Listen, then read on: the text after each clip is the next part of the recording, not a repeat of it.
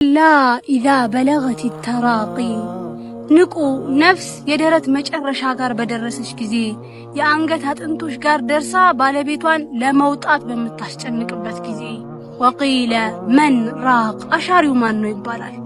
ሰዎችም አረ ይሄን ሰው የሚገላግለው ማን ነው ካለበት ጭንቅ የሚያድነው ማን ነው ይላሉ። እሱ ግን وظن انه الفراق የሰፈረበት ነገር መለያያ መሆኑን ይረዳል። ሊሄድ እንደሆነ መንገድ እንደሚጠብቀው ያውቃል። ከዚያም ይሞትና ወልተፈት ይሳቁ ቢሳቅ ባትና ባቱ ይጣበቃሉ። ይገርማል። ከኛ በፊት እዚህ ምድር ላይ እንሄዳለን ብለው ማያስቡ እንቆያለን ጊዜ ያለን ብለው የሚያስቡ ብዙ ሰዎች ነበሩ። ዛሬ ግን የትኞቹም የሉ።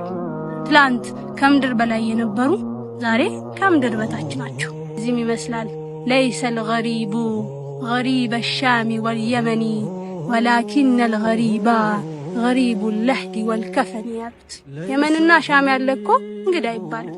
ነገር ግን እንግዳው ለህድና ከፈን